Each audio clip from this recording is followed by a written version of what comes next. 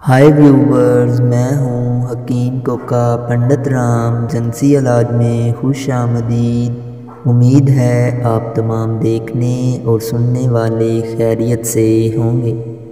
आजकल के दौर में हर दूसरा बंदा कतरों की बीमारी में मुब्तला है। ज़्यादातर नौजवान नस्ल अगर इसका वक्त पर इलाज करवा लिया जाए तो इंसान की आगे वाली अज़दवाजी ज़िंदगी आसान हो जाती है, वरना अगर कतरों का इलाज ना किया जाए तो फिर इंसान की मनी मादा तौलीद कम होता रहता है और इंसान के मुंह से रौनक भी ख़त्म हो जाती है और इंसान अंदर ही अंदर से ख़त्म हो जाता है। आज मैं ऐसा आपको नुस्खा बताऊंगा जिसके इस्तेमाल से सिर्फ 30 दिन इस्तेमाल करें और फिर सारी ज़िंदगी कभी भी आपको मनी के कतरों का मसला नहीं होगा।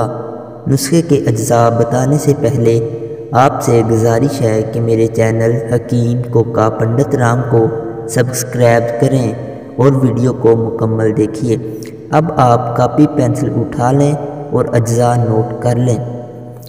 सबसे पहले आपने लेना है माजू 20 ग्राम। उसके बाद आपने लेने हैं बादाम 40 ग्राम। फिर आपने लेनी है कलवंजी 20 ग्राम, तुख्मे सर्स 30 ग्राम, तुख्मे खीरा 20 ग्राम, तुख्मे खरबूजा 30 ग्राम। ये तमाम अज्जा आपने लेने हैं। उसके बाद आपने लेना है इसबगोल का छिलका 100 ग्राम। आपने ये तमाम अज्जा लेने हैं और ये बहुत ही आसानी से आपको पंसार स्टोर से मिल जाएंगे। लेकिन इसको इस्तेमाल करने से पहले आप अपने करीबी किसी अच्छे दवाखाने से आप मशवरा कर लें कि ये आपके मजाज के मुताबिक दुरुस्त है कि नहीं, या आप हमें व्हाट्सएप पर कॉल या मैसेज करके पूछ सकते हैं।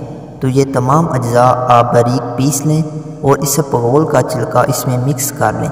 इससे आपका कतरों का मसला हमेशा के लिए हल हो जाएगा। और जिन लोगों का मादा तौलीद कम है, उनमें कमी है, तो इसके इस्तेमाल से वो भी ठीक हो जाएंगे।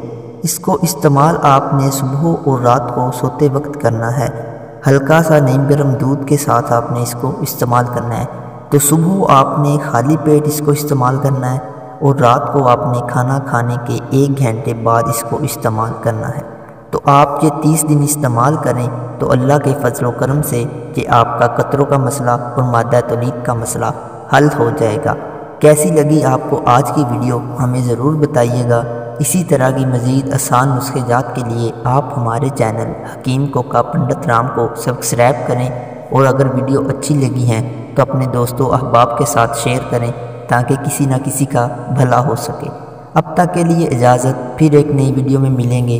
अल्लाह हाफिज़।